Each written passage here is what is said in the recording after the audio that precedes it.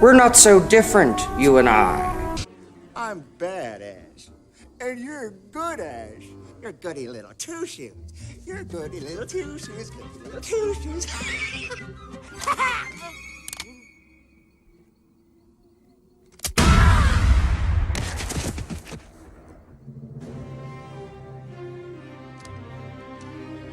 I ain't that good.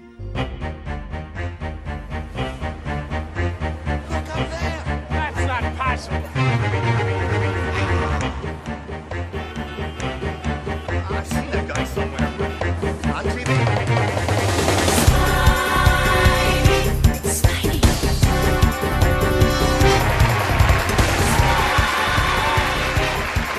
Hello, Marvel Legends. More controversial than a Gina Carano tweet. It is displaying model behavior, and today I got something fun. I'm doing something new. We are going to do some fantasy booking, so to speak. I am going to make the most evil Avengers counterpart team. Now, this is one thing that I really love. I love evil doppelgangers. There's something about the concept that is just so cool. Now, I'm not talking about opposites, because I'm not so interested in those ones. You know, the opposite of the big, tough, strong Thor is Loki. The opposite of the big, strong Superman is the conniving, scheming Lex Luthor. I'm not so interested in opposites. I like equivalents. That's what's always really cool. So we're not so different after all. Hermano, you and me, we not so different. You're an amazing creature, Spider-Man. You and I are not so different. I like the dark mirror double. That's what's cool. That's why, I like Venom to Spider-Man, like the evil dark version of that character. Or maybe at a push, Sabretooth to Wolverine, like the evil version of that character. Although Sabretooth is kind of tall, so it's not a perfect analogy. You know what? One of my favorite terrible movies is Superman 4, The Quest for Peace. Undeniably an awful film, but why is it cool? Because it's got Nuclear Man, Superman's opposite number, and that is what is cool. Because yeah, Superman, Lex Luthor, like it's good versus evil, opposites, but I like the same but evil.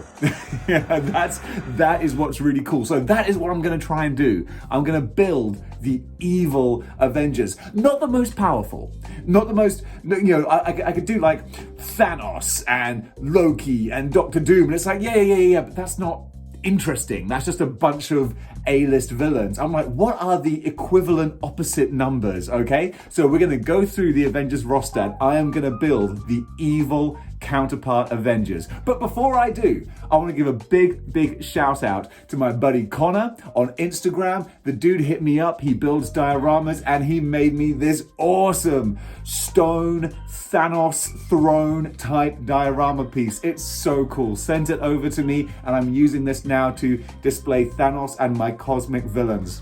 Connor, thank you so much, buddy. That is awesome. I love it. Big shout out to you. Right, let's do this. First of all, the leader of the Avengers, the main man himself, we have Captain America. So who is his opposite number? I present the leader of the evil Avengers, Baron Helmut Zemo. This, for me, is Captain America's evil opposite. I know what a lot of people are thinking. Captain America, the Sentinel of Liberty, his opposite number is the Red Skull. Yes and no. Yeah, I know that the Red Skull, he has the sort of equivalent super soldier kind of serum, so he does have the strength or similar comparable strength to Captain America, but I never see the Red Skull as a physical threat. I always see him in his smoking jacket with his cigarette. He's like more of a schemer, more of a Lex Luthor type, I feel, whereas Baron Zemo has that, and then he's got the physical prowess, or at least you see him exercise it more, I feel. This guy is more of a field commander, like Captain America. Cap will be on the front line, and Zemo, despite, being an evil Nazi, he is he's out there on the front line. When he was leading the Thunderbolts, when he, is working with Hydra, he's got his sword, he's got his gun, he's there, he's doing the thing, and he is a tactical genius. He was the guy, he conquered the Marvel Universe. He did win. There was a time when the Thunderbolts first, rose up and appeared. His plan worked. He actually conquered the world. The only reason he failed was because he set himself up to fail, because he wasn't satisfied with his victory. It was one of those self-fulfilling, defeating prophecies. But Zemo, he's got the brains. He just needs to stop getting in his own way, basically. But this is a character and a figure. Oh my goodness, this figure was such a grail for the longest time. I could not find him for love nor, well, I was going to say for love nor money. I could find him for money, but not the money I was willing to spend on him. But I finally got him, and he does look terrific. We just take a little look at the figure here. I love the head sculpt where, you can sort of have his head sort of like high and proud, as Zemo, will often do, with his puffed out chest and his revolver, not a revolver, but his pistol with his sword there as well. There's so much going on with this figure, with the tunic. I love this kind of tunic kind of look. It's a cool figure. I was so glad when I finally found him, and Zemo is easily going to be the centerpiece of my Evil Avengers. Coming in next, we have the technology side of things. So of course, on the good side, you have Iron Man, Tony Stark. Now then, Tony Stark is a difficult one because I can't think of a specific Iron Man equivalent who is that similar kind of bleeding edge technology. We've got Iron Man 2020, but I don't really see him as such a villain. And design-wise, aesthetically, he's too similar to Iron Man. I want something that's more of a counterpoint. My only sort of equivalent of an Iron Man type person is, of course, an obvious one, Crimson Dynamo. I've got this table set up in front of me, and I'm just knocking it and bashing it over constantly, so I'm not sure if I might have to reset the way that I'm doing this, because I'm only going to be using more figures that are going to be falling over even more, but we'll see if I can find some kind of equilibrium here. Baron Zemo in particular is quite wobbly. He's got some wobbly ankles, so he's always a bit like top heavy. But yes, we have the Crimson Dynamo. What a beautiful Build-A-Figure this big boy is. And now look, I know, not really like a Tony Stark comparison, but an Iron Man counterpoint, absolutely. Now, like I was saying, I prefer the evil doppelganger to be more sort of in line with that character. So if there was like a smaller evil Iron Man, because this is more like a Porsche versus a tank. They are slightly opposite, but I can't think of any similar ones. In the comments, let me know if there's a better person to choose. But as far as an Iron Man, an anti-Iron Man, I think Crimson Dynamo here is a perfect substitute. And already, this is cool. I like what's going on here. So, rounding out the trilogy, we have, of course, Thor. We have the Trinity of Avengers. That's not what I was trying to say in trilogy. Trinity of the main Avengers heavy hitters, you've got Thor. So, of course, we've got the 80th anniversary guys here. Such a chef's kiss, beautiful set of figures.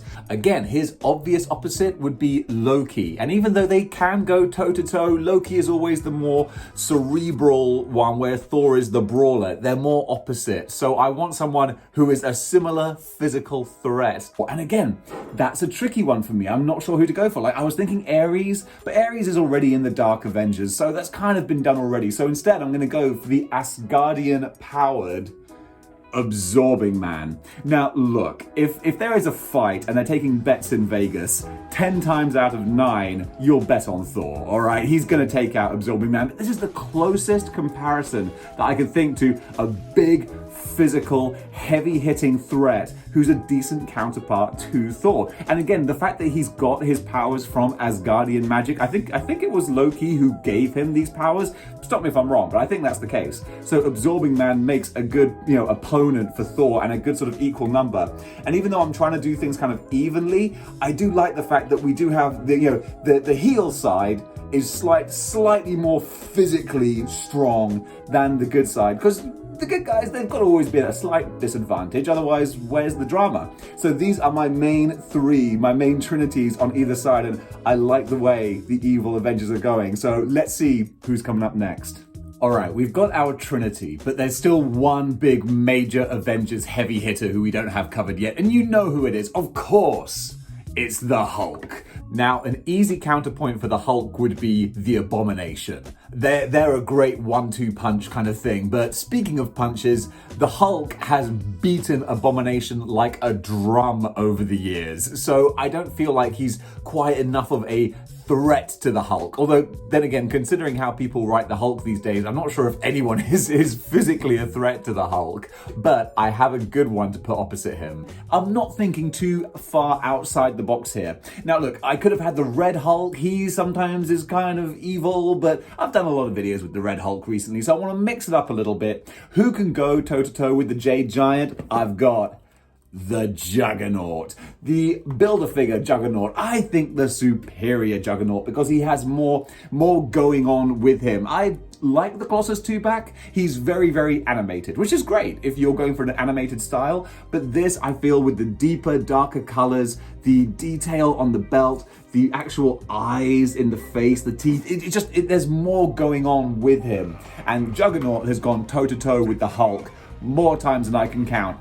Normally coming out on the losing end, but he is more of a villain. And now, look, this is kind of, I'm saying the Evil Avengers. Juggernaut's not really evil. He's just more of a dick than anything else. But he's a character who, if it would serve his purposes, you know that he's probably going to side with these guys if he's like, well, it works out for me because I'm the Juggernaut and this is what I want. So I think as a Hulk equivalent, the Juggernaut works out really well in this regard. So we've got our A-listers, and no offense to them, but it's time for the second stringers, okay? That is what we're gonna call them. So first of all, the first second stringer we're gonna cover is the Vision, the guy who's making a whole lot of waves in the MCU right now. We've got Vision. I love this figure. It's a little hard to come by now. So hopefully for folks who don't have him, they're going to re-release him. I'm sure they must do. I mean, come on, like Vision and the Scarlet Witch, like everyone's talking about them. They must do a 2-pack at some point.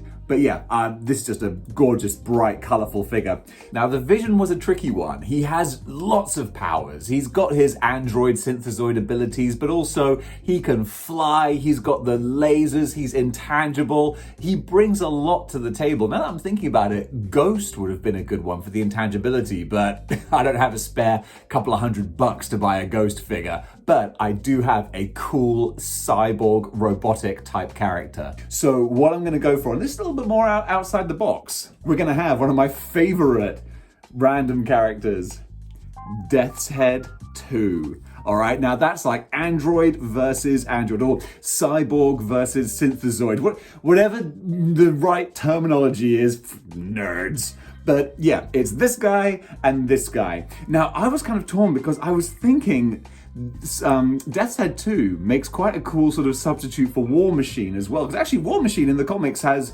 been a cyborg at some points. And I think like maybe now he's just back as being normal human roadie. But as far as cyborgs go, they would make decent equivalents. But I'm going to go with the Vision equivalent for this one here. And I know that Death's Head 2, if you read his appearances in the comics, like he's had different minds in here. So he's been good and bad and whatnot. But for my purposes, for my case, I'm having Death's Head 2 as my substitute stand-in Vision cyborg equivalent. All right, stepping up next, we have the two buddies of the two main guys. Now, for Captain America's kind of buddy cop sort of partner, you've got Sam Wilson, the Falcon. And again, I was thinking, who's a flying type villain, kind of Avengers sort of themed, but who could meet Sam Wilson in the air? That's the thing. Who's got the wings, the ability to kind of like, get up high in the battle and do that kind of reconnaissance and sniping? Well, the figure is kind of a giveaway because it's like, well, who else shares the same design? Going outside the box when it comes to Avengers here, it's the Vulture. I'm going to steal from Spider-Man's Rogues Gallery because that's kind of a mashup, a pairing that I don't think we've seen before in the comics. Again, tell me if I've missed something. I would love to see the Falcon take on the Vulture because they are essentially the same sort of gimmick. It's wings, it's flying, it's gliding, as opposed to guys like Iron Man or Mach 1 or anyone like that who it's all, booster jets and whatnot. These are two bird-based people. Actually, yeah, I didn't even think about the name obvious connection of the Vulture versus the Falcon. That was meant to be, and what's sort of more kind of polar opposite, but kind of the same number? I think that works kind of well. The more I was talking about it, the more I was like, yeah, it's a really good idea, Dave. All right, so that's Captain America's buddy covered. Now, of course, you've got such a good figure. The deluxe War Machine, Rhodey. So you've got Tony Stark's second in command, basically. Now, this was one I was really sort of struggling with, like, who would be a good equivalent? Because we've covered Crimson Dynamo. All right, so there's no obvious kind of counterpoint to that. I was thinking maybe Iron Man 2020, but that's not really sort of villainous enough. And I thought, okay, I'm going to stick with the technology idea. And actually, editor's note, I was thinking that Crossbones could be a good sort of counterpoint because he is not a buddy of Zemo, but certainly they're both Hydra. They kind of work as, you know, a second in command. But it's like Crossbones, he's essentially just a strong dude with guns. And I'm like, if you're going to be taking on a big gun, not the big gun, but a big gun, you need to be packing a bit more cybernetics, a bit more firepower. And that's why I'm going to use a Deathlock. Note, not Deathlock the singular, because I'll admit I'm maybe fudging things a little bit here because my Deathlock knowledge isn't great, but from what I understand, like there is Deathlock, who's like the Deathlock who I think this figure is based on, the one who has been in Uncanny X-Force and who helped Spider-Man in Maximum Carnage. That's the good heroic Deathlock. But also from my understanding, Deathlock is just the name of a military zombie cyborg. Like, I think there was at some point an army of Deathlocks, or like, someone's like, oh no, it's a Deathlock, as opposed to the Deathlock. Am I saying Deathlock a lot? So this is a Deathlock. So in my headcanon for this story, for this team, Zemo has bust into the US military and he has got himself a Deathlock to be the counterpoint to War Machine. So I'm going to rely on you guys to keep me honest. Let me know if Deathlock is a collective term used for a bunch of cyborg zombie army soldiers. If it's not, then okay, my headcanon is that someone found Deathlock and reprogrammed him. There you go, now he's evil. Job done. All right, we got our heavy hitters and our big names all set and sorted, but there are still some A-list players that we need to cover. First of all, of course, Wanda herself, the other half of WandaVision. We got Wanda Maximoff here. So with this character, we're talking magic. We're talking almost supernatural type abilities. And the problem with Wanda is it's the slightly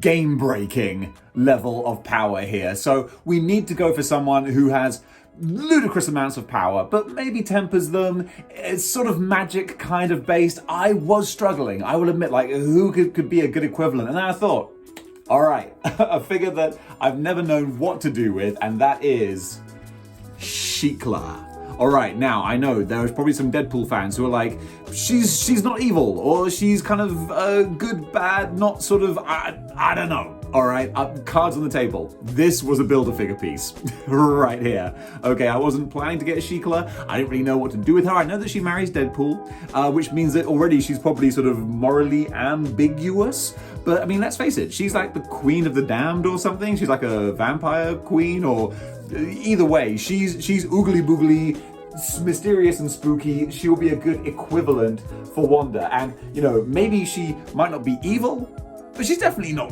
good. And I'm sure that, with the right kind of coercing, she could be encouraged to team up with my nefarious villains on my Evil Avengers. So I think as counterpoints, these two make for a good start. Now then, while we got this kind of female energy going, we of course have to have Black Widow. We can't forget Natasha Romanoff. Again, one of the most kind of important founding Avengers. I've got a couple of Scarlet Witch. Why did I do these two figures together? I always get these names confused. Black Widow. It's not like Black Widow and Scarlet Witch are remotely similar in name, but I still fudge them. So, Black Widow here. I love this 90s Black Widow. Got so much going on here. So, who is a kind of assassin type, just badass, human-ish kind of. I mean, Natasha is just like highly trained, but that's it. So I need kind of a realistic female kind of character. Realistic, you know what I'm saying. So I delved deep on this one, and I have gone for, where did I put her? Here she is. I have gone for Typhoid Mary. Not a pose, not a couple of characters you would probably associate with each other, but I thought this is actually quite an obvious kind of combo, because Typhoid Mary, besides having various issues she needs to deal with, is a relatively human character. She does have, I believe, some telekinetic abilities, but I mean, to be honest, you need a bit of a leg up when you're fighting Natasha Romanoff here. So I think that still makes a pretty good female equivalent. And this is someone who is a highly skilled assassin. She's worked with the Kingpin. She's incredibly lethal. I don't think the character gets as much kudos as she should do. So with the two of them together, I think this is pairing off quite nicely here. I'm liking how this is going. So if you've got the Black Widow, you've got to have her other kind of teammate, which is Hawkeye. For Clint Barton, the most obvious opposite kind of character is Bullseye. They're both those kind of precision, dead aim, stealth assassin type people. But Bullseye's been done. He impersonated Hawkeye in the Dark Avengers. We've been there, we've seen it, we've done it. So I wanted to go for, again, someone who is equivalent but different, but it's going to mix things up a little bit more. So for the Evil Avengers, we got one of my favorite characters, who's not really evil, more of just an opportunist, and that is Taskmaster. So the guy who can replicate any physical feat that he sees. This guy is perfect to match up against Hawkeye, and I'm sure that they've actually, battled plenty of times. I can't think of a single instance off the top of my head, but I mean, come on. These guys have crossed paths before.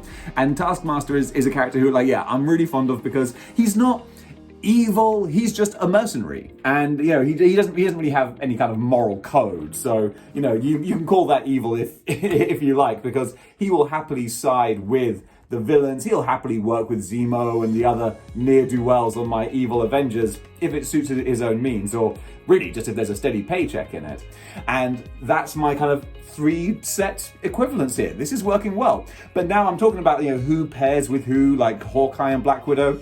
Who pairs with Taskmaster? One of my favorite double acts. We have the Black Ant. So of course that would be the equivalent of Ant-Man here. Just trash the display. So yeah, Black Ant, Ant-Man. This is the most kind of no-brainer-ish type one. So we've got the Scott Lang Ant-Man here, or the Henry Pym if you want. But Black Ant was a character who it's an interesting character. So I forget. Just let it all fall down now.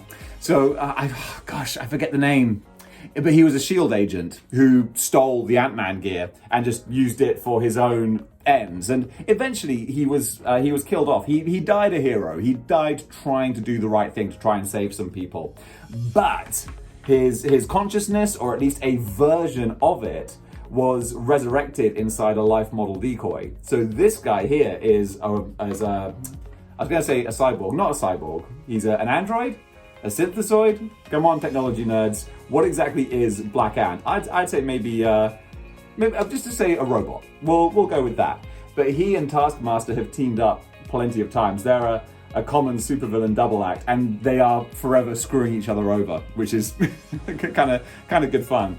So there we have the second or third round of Avengers characters, and they're not going to stand up.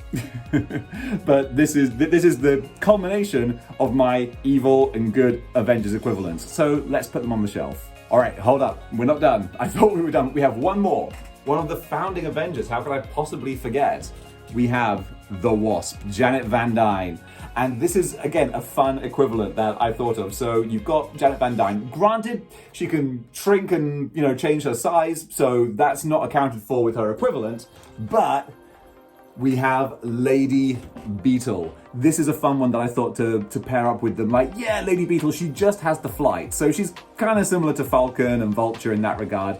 But, you've got a good visual kind of comparison. So the Wasp versus Lady Beetle might be a bit lopsided as far as the odds go, because the Wasp does have her shrinking and size changing abilities, but as a counterpoint type character, side to side, I think they look great. They work really well, and even though the Wasp might have more abilities, Lady Beetle fights dirty. I mean, she's a lawyer, so she would probably find some way of winning, or at least, holding her own in a good fight.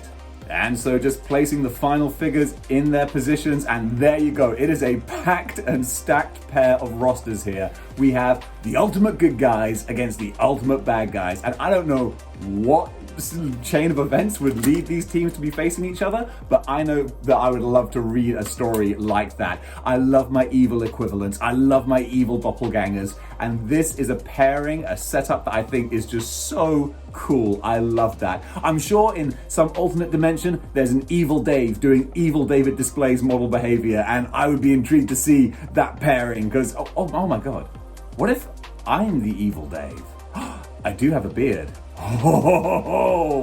Okay, let's see how this plays out. And that does it for my Evil Avengers, my Evil Avengers equivalents. Guys, what do you think? Who would have been better equivalents? Did I forget any classic Avengers who I should have included? Who would their doppelgangers have been? Comment below, let me know. Also, if you like what you see here and you want to see more, then join the 6-1 Clicks by clicking the like, share, and subscribe buttons. And if you really enjoy the show, then you can go over to patreon.com/displaying model behavior and throw a few Marvel bucks my way. Helps keep the lights on. So guys, thanks for watching. Enjoy the Data Blast coming up next. The best stuff I found on Instagram, curated for your enjoyment. Go give the creators a follow because they do fantastic work. And until next time, keep displaying model behavior.